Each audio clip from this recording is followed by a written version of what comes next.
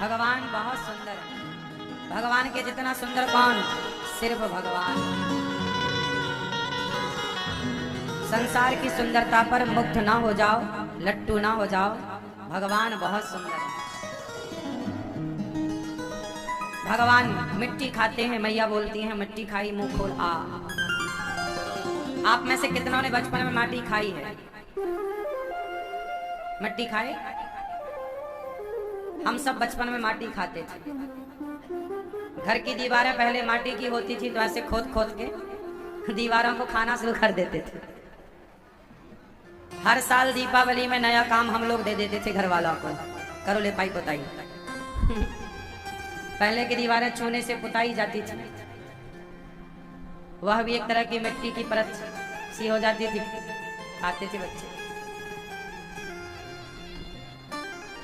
पहले ईंटों को ईंटों से जोड़ने के लिए सीमेंट का प्रयोग नहीं होता था, माटी से चिनाई होती थी। तो बीच में जो माटी होती थी, दो ईंटों के बीच में, वो माटी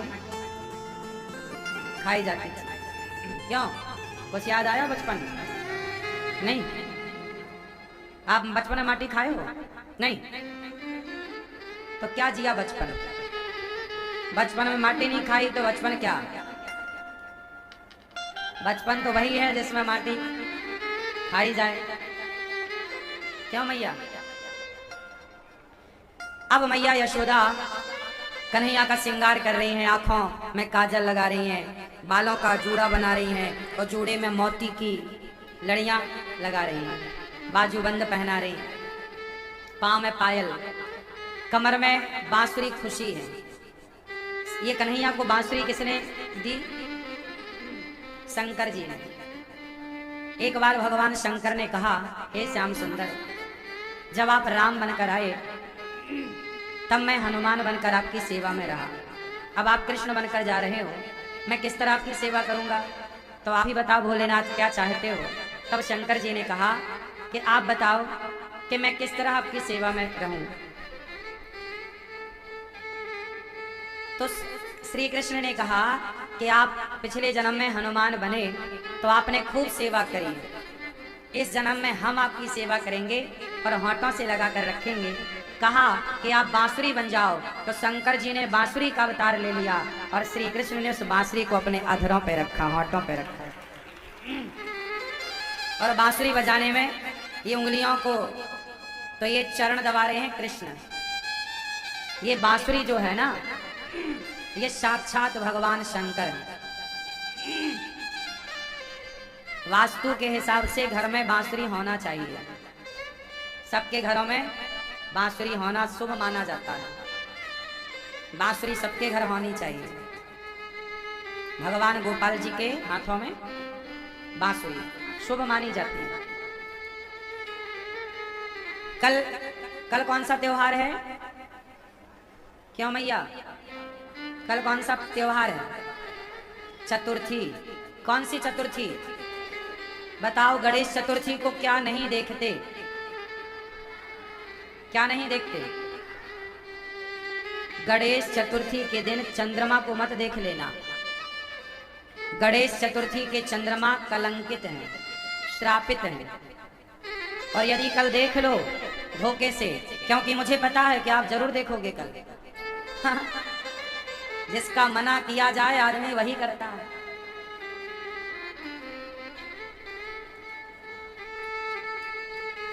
यदि आप धोखे से देख लें तो एक छोटा उपाय कर लीजिए। एक छोटा सा पत्थर उठाकर चांद की तरफ यूं फेंक दीजिएगा, तो वह पाप जो लगता है वह प्रायश्चित हो जाता है। या फिर चांद को गणेश चतुर्थी के चंद्रमा को क्यों नहीं देखे थे, इसकी कथा है, कहो तो मैं सुना दूं 2 मिनट में। एक बार शंकर जी ने मीटिंग रखी सबकी, सब देवताओं को कैलाश बुलाया। तो गणेश जी कैलाश की तरफ जब चले तो चूहे पर चढ़कर चले, तो वो चूहा चढ़ाई चढ़ने लगा तो गणेश जी गिर गए। पीछे चंद्रमा खड़े हंसने लगे, ओहो गणेश जी गिर गए।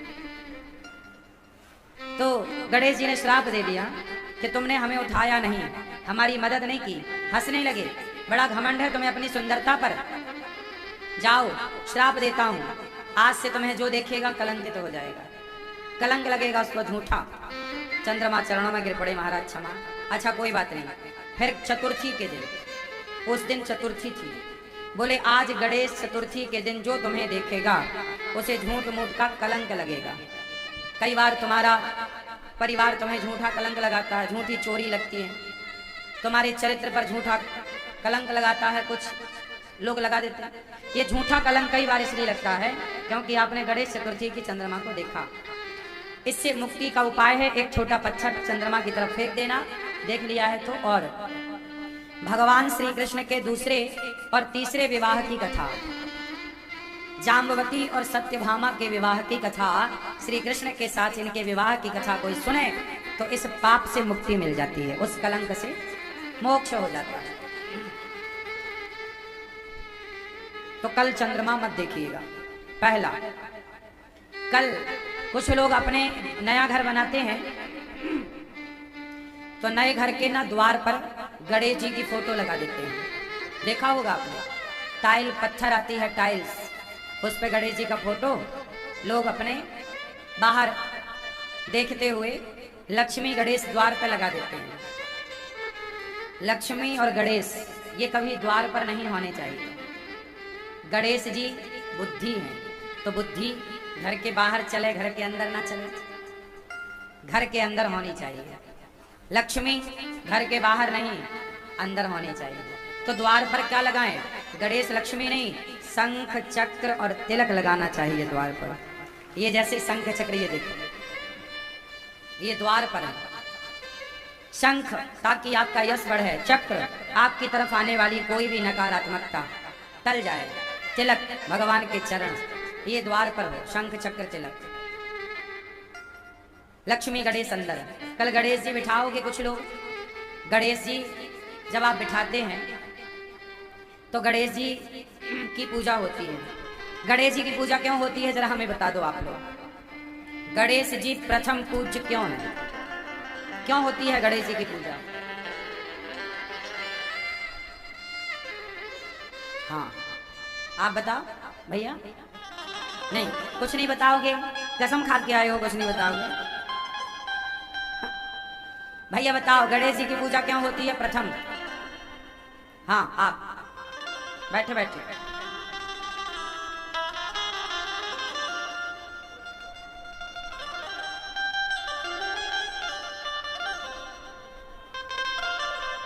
हाँ सही कहा आपने, बैठिए, बोलो आप, पीले भैया।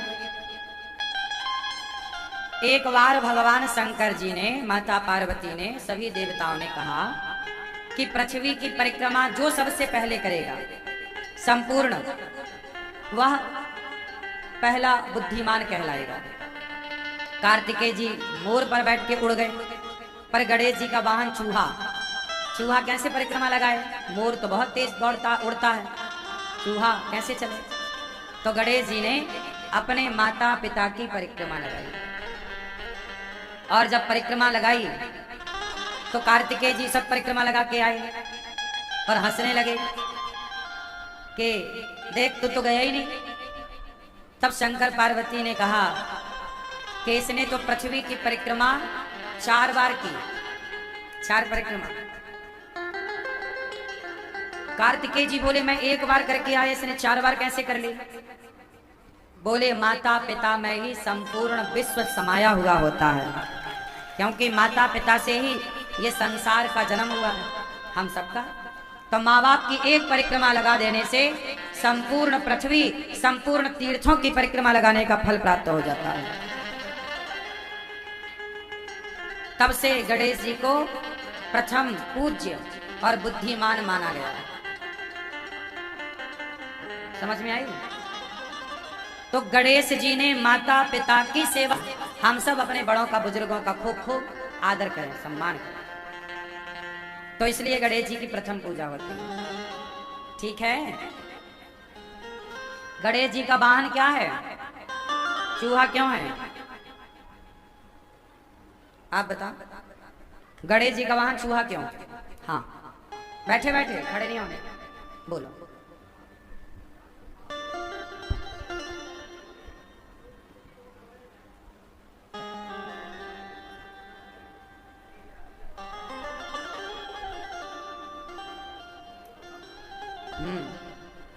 आप बताओ, चूहा पे क्यों बैठते हैं गणेश जी? क्योंकि गणेश जी हैं बुद्धि के देवता। किसके? बुद्धि है ना। गणेश जी मतलब बुद्धि। गणेश मतलब बुद्धि। लोग कहते हैं भाई बड़ा बुद्धिमान है, तो गणेश जी मतलब बुद्धि। गणेश जी बुद्धि के प्रतीक हैं, देवता हैं। और चूहा कुतरता रहता है, चूहा तर्क का प्रतीक है। तर्क, तर्क समझते हैं? तर्क कितने लोग जानते हैं? तर्क जो जानते हैं वो हाथ उठाए, नहीं जानते तो मैं बताऊं, फिर वो भी बताऊं। तर्क समझते हो? जैसे छोटे छोटे बच्चे प्रश्न करते हैं, माँ भगवान होते हैं तो दिखते क्यों नहीं? ये तर्क है। भगवान हैं तो दिखते, ये तर्क है। अब उसे समझाओ कि जैसे दही में मक्खन होता है, दिखता नहीं है बेटा, पर है। उसी तरह जैसे दूध में मक्खन है पर दिखता नहीं है, उसी प्रकार कण कण में भगवान है पर दिखता नहीं है। तो जैसे उसने तर्क किया, तो तर्क को तर्क से ही काटा जा सकता है। तर्क को तर्क से ही काटा जा सकता है। उसी प्रकार गणेश जी बुद्धि के देवता हैं और चूहा तर्क का प्रतीक है। और बुद्धि हमेशा तर्क पर ही सवार होती है। जो विद्वान होगा वो तार्किक होगा, तर्क बहुत करेगा। बात बात में जैसे न्यूज वाले क्या पढ़ाई करते हैं? ये तर्क शास्त्र पढ़ते हैं। न्यूज वाले, न्यूज एंकर क्या करते हैं? हर बात पर तर्क करते हैं। ऐसा है तो ऐसा क्यों, वैसा है तो वैसा क्यों। उनके प्रश्न खत्म ही नहीं होते। ये तर्क है। ये भी हमारे यहाँ एक शिक्षा रही है, इसे तर्क शास्त्र कहते हैं। और विद्वान वही जो तार्किक हो। इसलिए तर्क करना अच्छा है, सवाल करना अच्छा है। छोटे छोटे बच्चे बहुत सारे सवाल करते हैं। आप लोगों को आता नहीं है तो आप चुप करा देते, चुप है। बच्चों को चुप नहीं कराना चाहिए, बच्चों के हर सवाल का जवाब देना चाहिए। जितना सवाल पूछेंगे बच्चे उतने बुद्धिमान होंगे, और जितने कम सवाल पूछेंगे मतलब उतना बुद्धू है। ज्यादा सवाल करने वाला बच्चा ही माइंडेड है, समझदार है। जो पूछ ही नहीं रहा कुछ। समझ आई? तो गणेश जी बुद्धि हैं और चूहा कौन है? तर्क का प्रतीक। और बुद्धि हमेशा किस पर सवार होती है? जोर से, तर्क। तो ये क्या है? ये प्रतीक है, सिंबल। जैसे बीजेपी ने अपना चुनाव चिन्ह रखा कमल, कांग्रेस का अपना चुनाव चिन्ह है, फलानी पार्टी का अपना चुनाव चिन्ह है। उसी तरह ये प्रतीक है ना। जैसे हमारे यहाँ अभी नया राष्ट्र प्रधानमंत्री जी ने वो बनवाया सांसद भवन, उसमें एक सेंगोल रखा गया, सेंगोल को स्थापित किया गया। वो सेंगोल क्या है? धर्म का प्रतीक। उसके ऊपर एक नंदी बने हैं, ध्यान से दिखाओ। वो नंदी धर्म का प्रतीक है। हाँ या ना? उसी तरह शंकर जी का वाहन नंदी है, तो शंकर जी किस पर सवार है? धर्म पर, क्योंकि नंदी धर्म का प्रतीक है। तो शंकर जी धर्म पर सवार हैं, गणेश जी तर्क पर सवार हैं। दुर्गा, शेर किसका प्रतीक है? बोलो, दुर्गा किस पर सवार हैं?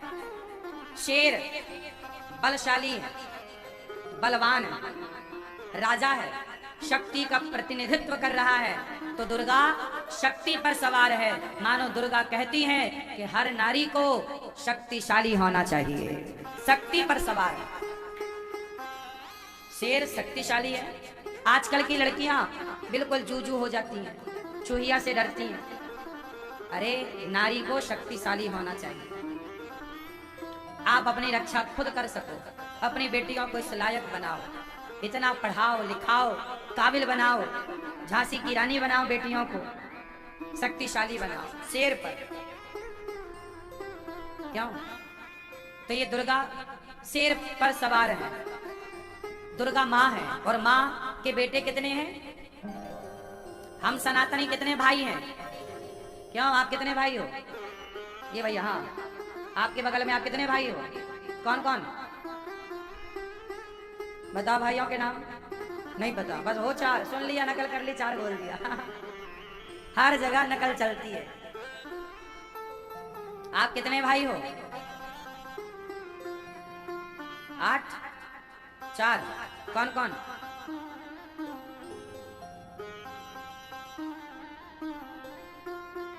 हम सब कितने भाई हैं? 4 भाई।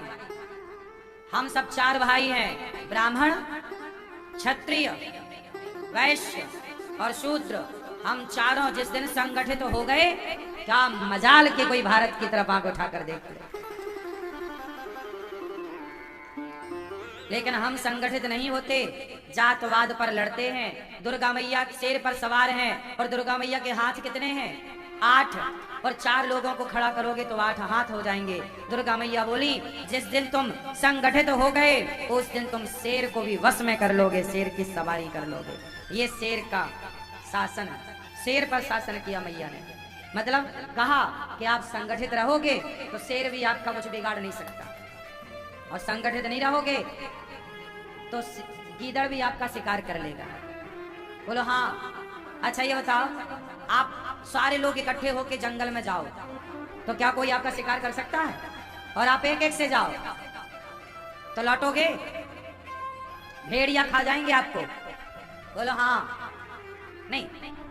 और आप जरा 50 लोग इकट्ठे हो जाओ, 4 लोग इकट्ठे हो जाओ, अच्छा, और 4 लोग कहीं जाओ तो कोई भेड़िया कोई शेर आपको पराजित नहीं कर सकता। 4 हो ना, और अकेले हो तो बचोगे नहीं। तो संगठन में शक्ति है कि नहीं? बोलो। इसलिए सारे हिंदुओं को, सारे सनातनियों को संगठित रहने की जरूरत है, वरना अंग्रेजों ने, मुगलों ने 700 साल तक गुलाम तुम्हें इसलिए बनाया कि तुम जातवाद पर आपस में लड़के मरते रहे। संगठित होते तो क्या मजाल मुगलों की, क्या मजाल अंग्रेजों की कि तुम्हारे भारत की तरफ आंख उठाकर देखें। बात सही है कि गलत है? तो जहां सुमति तहां संपत्ति नाना, जहां कुमति तहां विपत्ति निदाना। आपका परिवार भी, आपके घर में भी संगठन होना चाहिए। सास ससुर, पति पत्नी, बेटा बेटी, जेठानी देवरानी, पूरा परिवार संगठित। जिसका परिवार संगठित है वही लोग आज तरक्की कर रहे हैं, और जो आपस में लड़ रहे हैं वो तो कोर्ट कचहरी के चक्कर काट रहे हैं, वो तरक्की थोड़ी कर रहे हैं। आपस में लड़ोगे तो तरक्की क्या करोगे? आपस में संगठित होकर प्यार मोहब्बत से रहोगे तो काम धाम करके पैसा कमाओगे, इज्जत कमाओगे, नाम कमाओगे। आप जो लड़ते हैं, याद रखना, मेरी एक बात कान खोल के सुन लेना, समझदार लोग कभी लड़ते झगड़ते नहीं। जो लड़ते झगड़ते हैं वो बेवकूफ लोग होते हैं, 1 नंबर के घटिया किस्म के आदमी, 3rd क्वालिटी के लोग। लड़ाई झगड़े में हम लोग पढ़ते ही नहीं। लड़ेंगे कि अपना काम करेंगे? बताओ, काम करें कि लड़ें? लड़ने लग जाएंगे तो काम नहीं कर पाएंगे। तो जो समझदार लोग होते हैं वो लड़ाई झगड़े में नहीं उलझते, किनारा पकड़ लेते हैं लड़ाई झगड़े को देख के। हाँ, लड़ना है तो भाई से क्यों लड़ना? लड़ना है तो जेठानी देवरानी से क्यों लड़ना? लड़ना है तो पति और पत्नी से क्यों लड़ना? लड़ना है तो माँ बाप से क्यों लड़ना? लड़ना है तो भाई से क्यों लड़ना? अरे लड़ना ही है तो आओ हम सब मिलके अपने अपने भीतर की बुराइयों को लड़ करके समाप्त करें। हमारे भीतर ना जाने कितनी बुराइयां हैं, काम, क्रोध, लोभ, मोह, अभिमान, ये सब हमारे भीतर की बुराइयां हैं।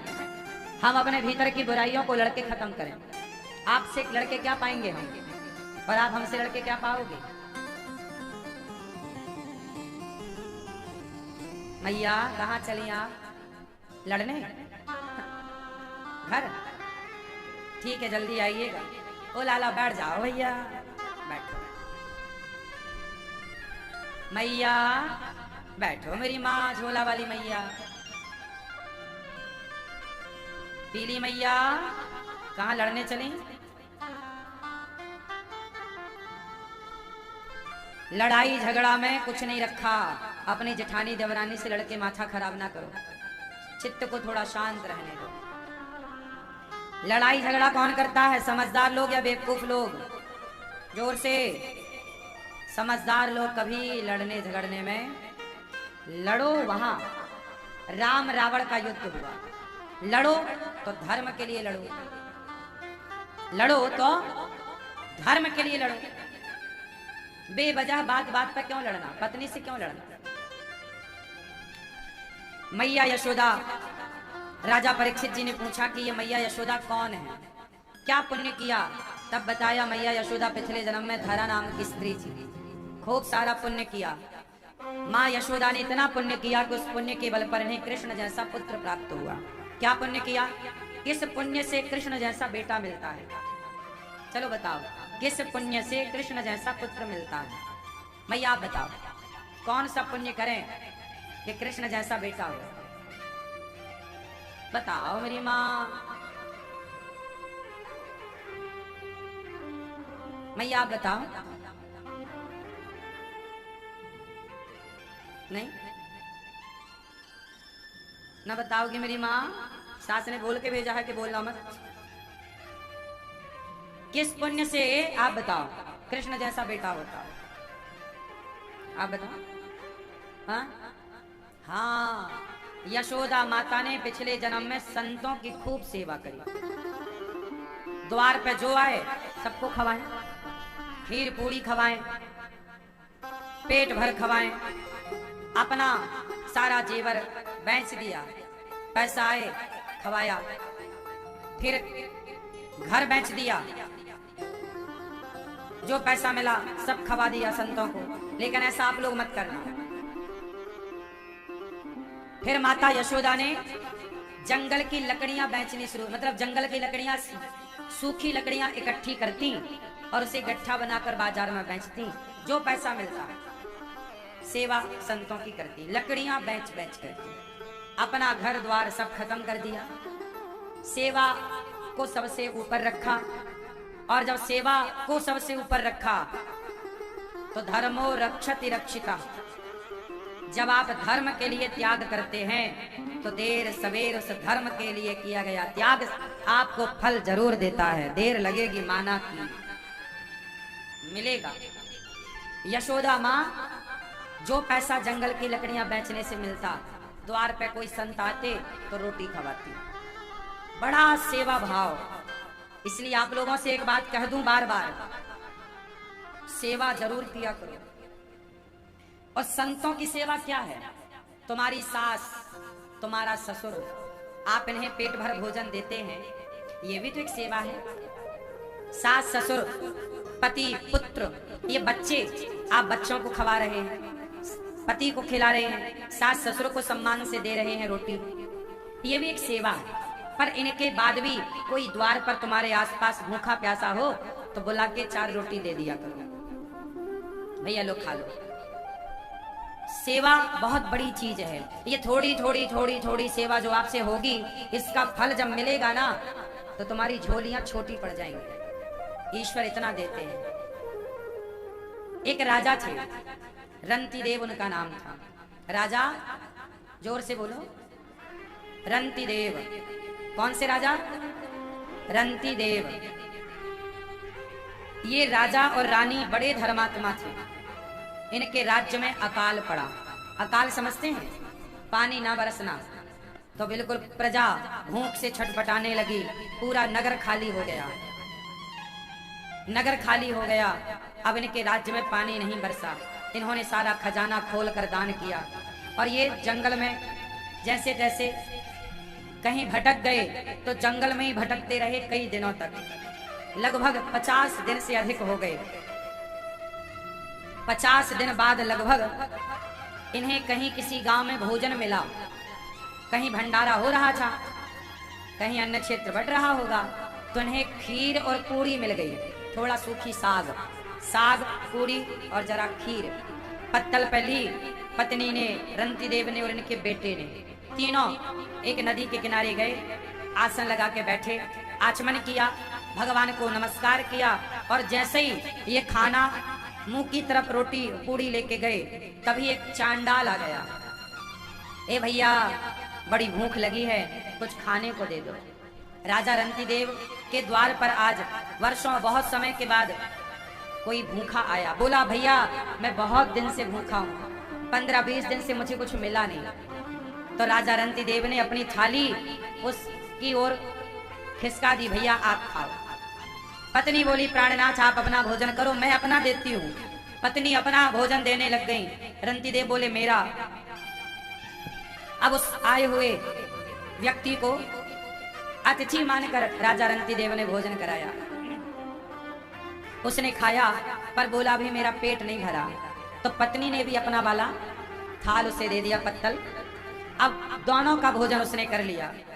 उस आदमी ने कहा कि मेरा ये कुत्ता है, ये भी बड़ा भूखा है। तो छोटा बच्चा था रंती देव का, उसने कहा ये मेरा भोजन आप ले लो। तो बच्चे ने अपना भोजन कुत्ते को दिया और कुत्ता खाया। और जब कुत्ता संतुष्ट हुआ और ये तीनों प्राणी फिर भूखे के भूखे, आज महीनों बाद तो कुछ मिला और ये भी कोई मांग लिया तो दे दिया। अच्छा बताओ, आप इतने दिनों से भूखे होते और आपसे कोई मांगता तो आप देते? रंती देव ने दिया और पानी पिया। रंती देव पानी पी गए, नदी का पानी। तीनों ने पानी पिया और ईश्वर को धन्यवाद, हे प्रभु आपका धन्यवाद। तो ये चांडाल बोला, जिसने ये इस रंती देव की रोटी मांगी भिक्षा में, इसने कहा कि भैया आपको तो कुछ खाने को नहीं मिला, आपका सारा हमने खा लिया, अब आप ईश्वर को धन्यवाद किस बात का दे रहे हैं? रंती देव जी बोले कि भैया आपका पेट भर गया, आप हमारे अतिथि हो और अतिथि का पेट भरना हर गृहस्थ का धर्म है। धन्यवाद इस बात का कि प्रभु आज आपकी कृपा से भोजन नहीं मिला तो क्या हुआ, आपकी कृपा से भरपेट पानी तो मिला, उस पानी पिया, उसका धन्यवाद दे रहा हूँ विधाता। जो मिला उसका धन्यवाद, जो नहीं मिला उसकी शिकायत नहीं थी। ये बात सुनते ही वो चांडाल से भगवान प्रकट हो गए। भगवान बोले मैं आपकी परीक्षा लेने आया था, आपने अन्न दान किया है, युगों युगों तक आपके नाम को दुनिया जानेगी। सोचिए, एक थाली भोजन दान दिया ना रंती देव ने। भाई एक थाली रंती देव ने, एक थाली उनकी पत्नी ने और एक थाली उनके बेटे ने, बस। युगों युगों तक उनका नाम अमर है, पुराणों में उनका नाम लिखा है। दानियों में श्रेष्ठ दानी रंती देव। एक थाली भोजन देने की ये महिमा है। भगवान ने कहा जाओ, हम तुम्हें पूरी दुनिया का अखंड राजा बनाते हैं, तुमने दान किया है, जाओ अब सब प्रकार से सेवा करो। राजा बने, उन्होंने खूब सारे लंगर लगवाए, भंडारे चलवाए, अन्न क्षेत्र लगवाए, कोई भी भूखा ना रहे। सब पूजा पाठ एक तरफ और अन्नदान एक तरफ। सबसे बड़ा दान है अन्नदान, सबसे बड़ी सेवा है अन्न की सेवा। सबसे बड़ी सेवा है, बोलो, अन्न की सेवा। सबसे बड़ा दान अन्नदान। अन्न को दान की श्रेणी से कई गुना ऊपर रखा गया है। अन्न को दान की श्रेणी में कई गुना ऊपर रखा गया है अन्नदान को। सबसे श्रेष्ठ दान अन्नदान। इसलिए कहता हूं गौरी गोपाल आश्रम में सदा सवेरे से शाम तक अन्नदान होता है। समझो कि राजा रंती देव ने एक थाली भोजन दिया तो क्या दिया, भगवान ने राजा बना दिया। आप लोग भी गौरी गोपाल आश्रम में जब इन संतों को एक थाली भोजन देंगे तो आपको क्या नहीं देंगे। इसलिए खाने के पहले इन संतों को भोजन जरूर दीजिए। गौरी गोपाल आश्रम में जितने भी संत हैं, जितने भी प्रसाद पाने भक्त आते हैं, आप इन संतों को, भक्तों को जरूर भोजन दीजिए। आप भी अपनी थाली, एक थाली निकालिए, अपने खाने में से कुछ हिस्सा निकालिए और सेवा में लगाइए। यशोदा माँ ने अन्नदान दिया तो कृष्ण जैसा बेटा हुआ। कौन सा बेटा? अच्छी संतान के लिए पुण्य करना पड़ेगा, अच्छा परिवार के लिए पुण्य। जो जितना पुण्यशाली होगा वो उतना सुखी होगा, जो जितना पापी होगा वो उतना दुखी होगा। तुम्हारा पाप तुम्हें दुख देता है, तुम्हारा पुण्य तुम्हें सुख देता है। जो आप करोगे वो किसी और के लिए नहीं होगा, आपका किया आपके लिए। बात समझ में आई? जो हम करेंगे वो किसके लिए? हम आपको गालियां देंगे तो हम आपको गालियां नहीं दे रहे हैं, हम अपने को आने वाले भविष्य में कष्ट दे रहे हैं। हम आपका अपमान करेंगे तो आपका कुछ ना बिगड़ेगा, लेकिन आने वाले समय में वो अपमान लौट के हमारे पास आएगा। हम आपके गाल में एक थप्पड़ मारेंगे, आपका कुछ ना होगा, वो थप्पड़ कई गुना बन के हमारे गालों तक वापस आएगा। हम आपका 1 रुपए का नुकसान करेंगे तो देर सवेर हमारा कई गुना नुकसान होगा। इसलिए सबका भला सोचो, सबका भला करो। लिख कर देता हूँ, जो सबका भला करता है, सबका भला सोचता है, उसके बारे में भगवान भला सोचते हैं, उसके लिए भगवान भला करते हैं। हाँ, कुछ दिनों का कष्ट हो सकता है, क्योंकि ईश्वर परीक्षा भी लेते हैं। कुछ दिनों का बीच में संघर्ष हो सकता है, कुछ दिनों के कठिन समय आ सकते हैं। धैर्य न खोइएगा, इस कठिनता के बाद कृपा मिलने वाली है ईश्वर की। चिंता ना करिए, कठिनता है आज तो कृपा भी होगी कल। हर समय तो एक सा नहीं होता, सब दिन एक से नहीं होते। ये वक्त भी गुजर जाएगा, अच्छे दिन भी गुजर जाते हैं और बुरे दिन भी गुजर जाते हैं। बस धैर्य हौसला रखिएगा, ईश्वर पे भरोसा और अपने कर्मों को अच्छा कीजिएगा। माँ यशोदा ने पुण्य किया, कृष्ण जैसा पुत्र पाया। बोलिए यशोदा मैया की जय, नंद बाबा की जय। अब मैया यशोदा लाला को पालने पर सुला रही थी, तभी काम मैया जब कन्हैया सो गए तो मैया काम करने लग गई। कन्हैया उठकर आए, यशोदा दही मंथन कर रही। एकदा एकदा गृहदासीसु यशोदा नंद गेहिनी कर्मांतर नियुक्तासु निर्ममंथ स्वयं दधी। एकदा, एक दिन की बात है। एकदा गृहदासीसु यशोदा नंद गेहिनी, एक दिन की बात है। यशोदा दही मंथन कर रही थी, कन्हैया ने मथानी पकड़ ली, कहा कि हमें मैया दूध पिलाओ। और जब दूध पिलाने का कहा तो मैया ने कहा थोड़ा रुक जा, तेरे लिए मक्खन निकाल रही हूँ, मक्खन खाना। अच्छा ठीक है, मैया मुंह को मक्खन नहीं दूध ही चाहिए। अब मैया बैठ गई पर यशोदा मैया अपना दूध पिला रही है, कन्हैया दूध पी रहे हैं माँ यशोदा का। तभी चूल्हे पे चढ़ाया था दूध पकाने के लिए। यशोदा मैया ने जब तभी उफनने लगा, लाला को उतार के कन्हैया को छोड़कर दूध की तरफ भागी तो भगवान ने सारी मटकियों को तोड़ दिया कि मैया मुझे छोड़कर मटकी की तरफ भागती है। सारी मटकियों को यशोदा मैया ने चढ़ चढ़ चढ़ चढ़ तोड़ दिया। मैया आई, देखा कि पूरी मटकी तोड़ दी कन्हैया ने। अब तो मैया ने लाठी उठाई, छड़ी, मारूंगी लाला तो को मार के रहूंगी। अब आगे आगे भगवान भाग रहे हैं, पीछे से मैया पकड़ने दौड़ रही है। जरा सोचो कि जिनके भय से यमराज भयभीत होते हैं, आज वो भगवान कहते मैया बहुत डर लग रहा है, मत पकड़ियो मैया। वो मैया के भय से भाग रहे हैं। कितनी बढ़िया लीला है ये। क्या भगवान को भी डर लगता है? लेकिन ये लीला है कि वो अपनी माता का सम्मान कर रहे हैं। मैया पीछे से दौड़ रही है, आगे आगे कन्हैया भागे जा रहे हैं, भागे जा रहे हैं। यशोदा मैया थक गई, भगवान समझ गए।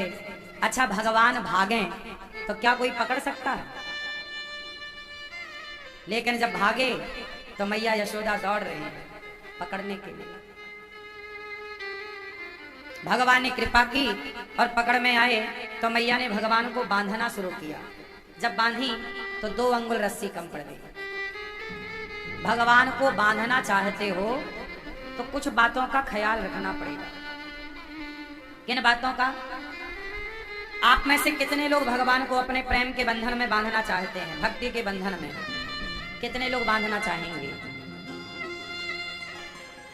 क्यों? मैया बांधोगी, पर भगवान बंधने को तैयार हैं, पर शर्त है। क्या शर्त? इतनी है कि आपको अभिमान छोड़ना पड़ेगा। जहां अभिमान है वहां बंधन भगवान और भक्त का नहीं हो सकता। भक्त और भगवान का मिलन हो जाएगा, ये बीच में अभिमान की दीवार हट जाए, ये अभिमान का पर्दा हट जाए। जैसे बिहारी जी का दर्शन करने जाते हो तो पर्दा होता है बीच में, आपके और बिहारी जी के बीच में क्या गया? पर्दा। वो पर्दा हटा तो बिहारी जी सामने। उसी तरह भगवान तो सामने है, बस ये अभिमान का पर्दा पड़ा है। ये पर्दा आप हटा दो। आप अभिमान करते हो, जरा सा पैसा आ जाए आपको, पद आ जाए, प्रतिष्ठा आ जाए, 4 पैसा कमा लेता है आदमी तो जमीन पे चलता नहीं, उड़ने लग जाता है। क्या करता है?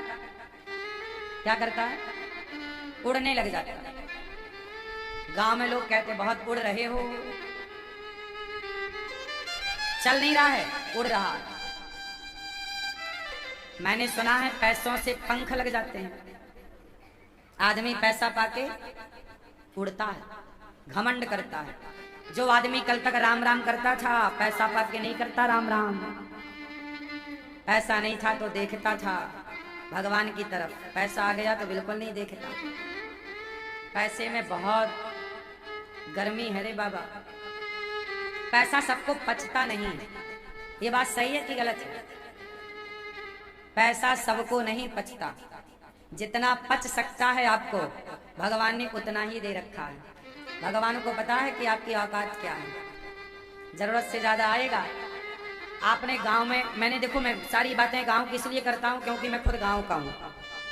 हमारे गांव में क्या था, एक आदमी था, जब उसके पास पैसा नहीं होता था तो वो शराब नहीं पीता था, पर जब उसकी फसल पकती और उसका गेहूं चना बाजार में जब बिकता तो जब तक पैसा खत्म ना हो जाए तब तक वो महंगी महंगी बोतल ला के पीता, और पी के पूरे गांव भर को गालियां देता, सबको नाम ले लेके गालियां देता, तेरा वैसा तेरा ऐसा, तेरा वैसा तेरा ऐसा।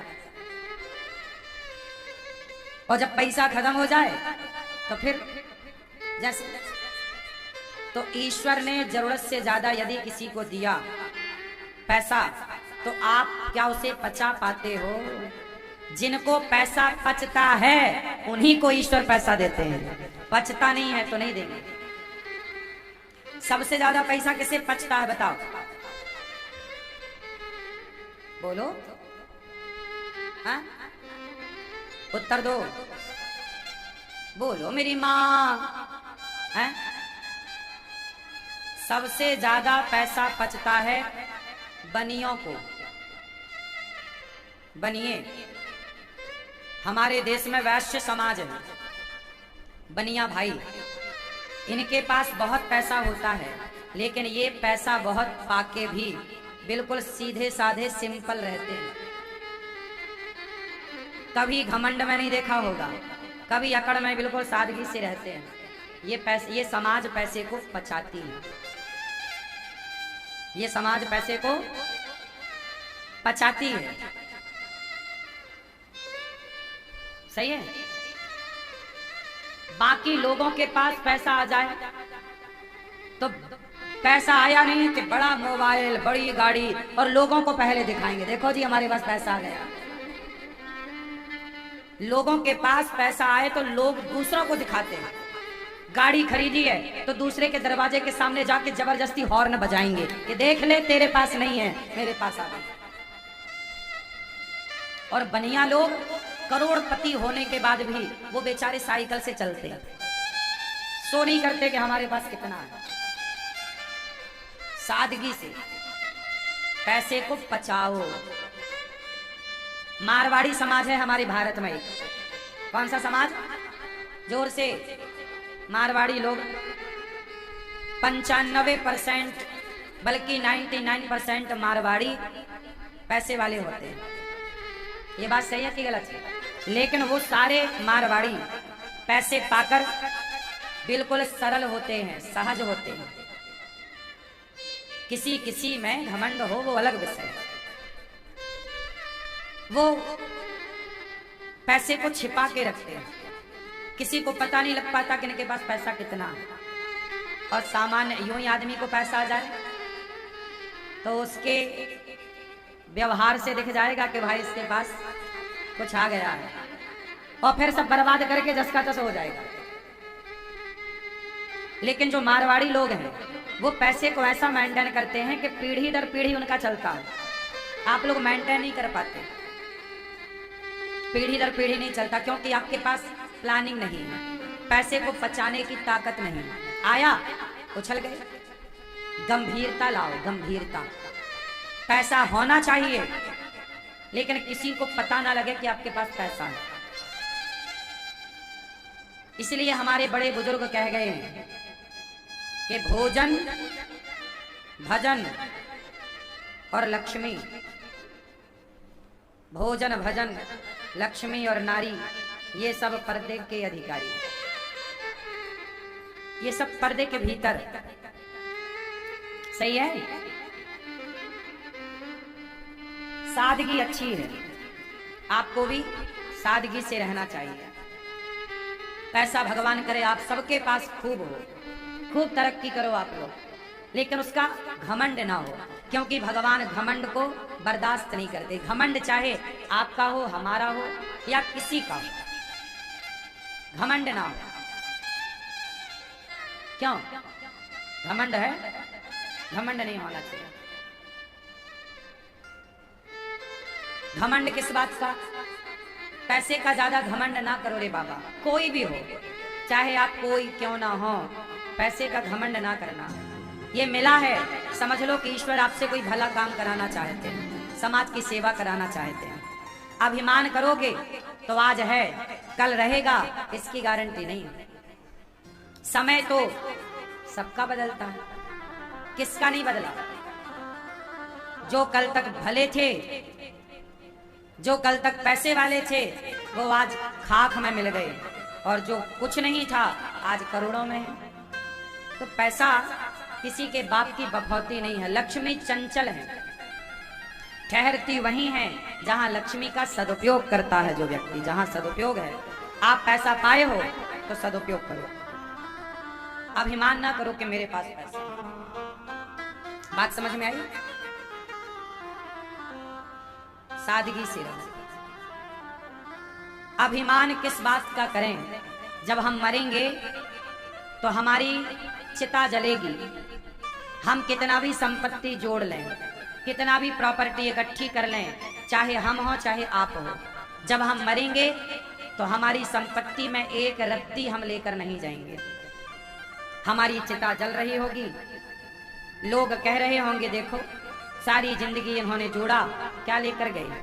लेकिन आप ये बात दूसरों के लिए कहते हैं, एक दिन आप भी जलेंगे, ये बात आप भूल जाते हैं। जल जाएगी हमारी चिता, हमारी रह जाएगी राख। उस राख को एक 50 रुपए के घड़े में भरकर लोग ले जाएंगे, उस राख को गंगा जी में विसर्जित कर देंगे। हमारा अस्तित्व मिट जाएगा, आपका अस्तित्व मिट जाएगा। हम और आप जैसे कितने आए और हम और आप में से कितने चले गए। हमारे संग दौलत नहीं चलती। अभिमान किसका करें? हम शरीर का भी घमंड क्यों करें? संपदा का घमंड क्यों करें? कुछ भी तो हमारा नहीं है इस संसार में। हमारा कुछ है तो बताओ, क्या है हमारा?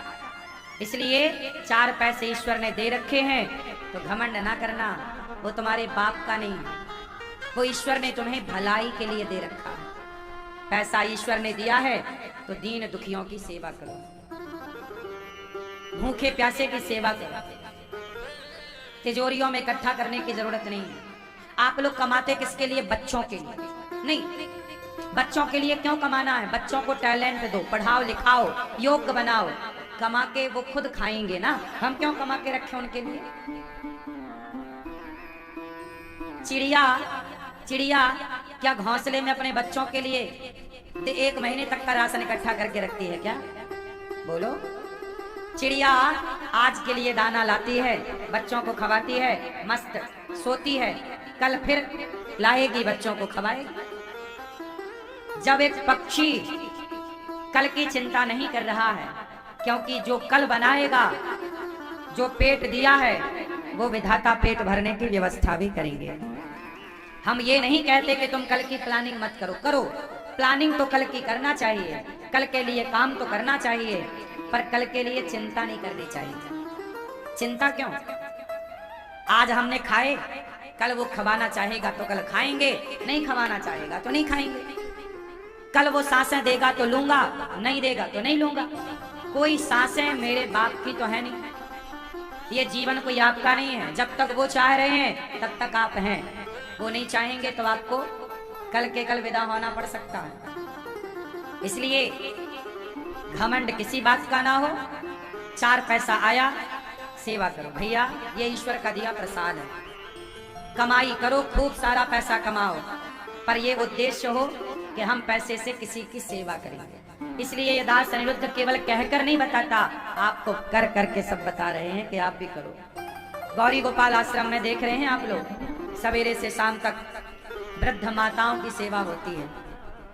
आज मेरे कुछ भक्त लोग, भाई लोग आए, उन्होंने गौरी गोपाल आश्रम में जब माओ का दर्शन किया।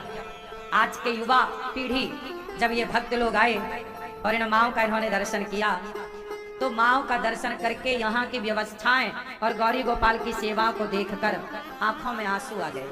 ये जितने युवा पीढ़ी के आज हमारे नौजवान बच्चे हैं, इनके सामने जब गौरी गोपाल की सेवाएं आती हैं ना, तो ये बच्चों की आंखें गीली हो जाती हैं। इस तरह गौरी गोपाल आश्रम में सेवाएं हैं कि आप यदि जरा भी भाव रखते हैं, इंसानियत आपके अंदर जिंदा है, तो गौरी गोपाल आश्रम की सेवाओं को देखकर आपकी आंखों में आंसू जरूर आ जाएंगे। इंसानियत है तो आप देखेंगे यहाँ की सेवा को। मानव जाति की सेवा के लिए भगवान ने ये शरीर दिया है और 4 पैसे दिए। सेवा कर लो, सेवा काम आती है।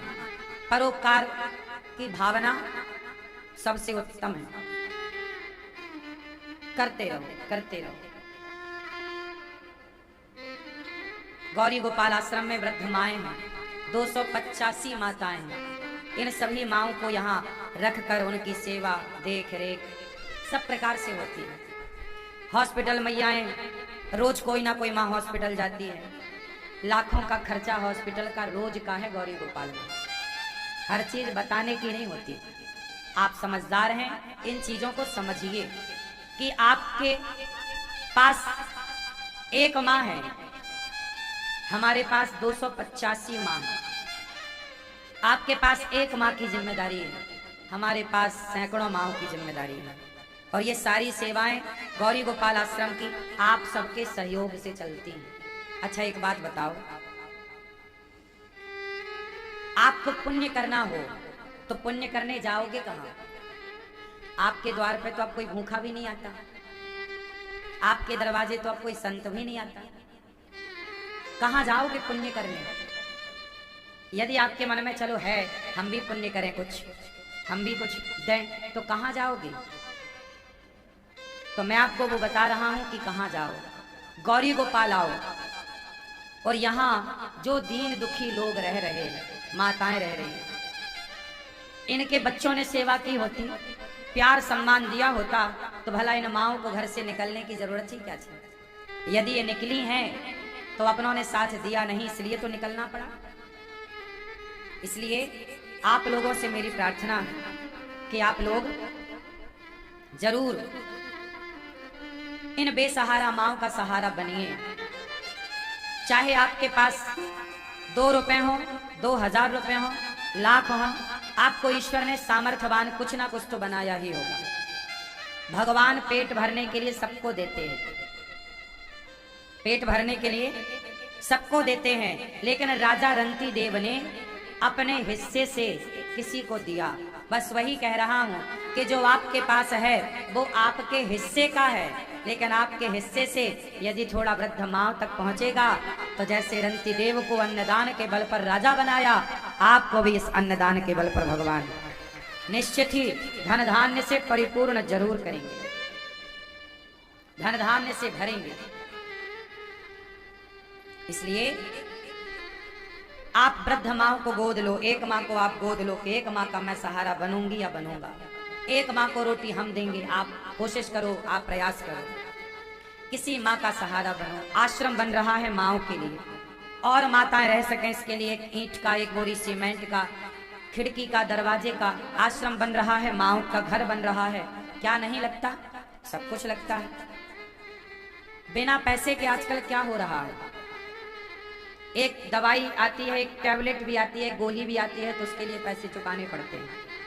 तो सब चीज आजकल पैसे से। और यहाँ गौरी गोपाल आश्रम में सभी माँओं की सेवा निःशुल्क है, किसी माता से तो पैसा हम लेते नहीं। आप लोग माँओं के लिए, आश्रम निर्माण के लिए सहयोग कर सकते हैं। गौरी गोपाल आश्रम में यहाँ पर अखंड संतों के लिए अन्न क्षेत्र चलता है। संत आते हैं सवेरे सवेरे। भगवान धनवान किसे बनाते हैं? भगवान धनवान उसे बनाते हैं जिसके अंदर धन का सदुपयोग करने का भाव हो। हमारे देश में एक धनवान व्यक्ति हैं, बिड़ला। कौन? बिड़ला ग्रुप, टाटा बिड़ला, जिसमें बिड़ला आपने पूरे भारत में देखे होंगे बिड़ला मंदिर है। बिड़ला जी जो थे ना पुराने बिड़ला जी, अब तो उनका भगवत धाम हो गया। बिड़ला जी के पास पैसा आया तो बिड़ला जी ने कहा कि मेरी कमाई का जो पैसा होगा सारा का सारा प्रॉफिट का पैसा समाज की सेवा में लगाएंगे।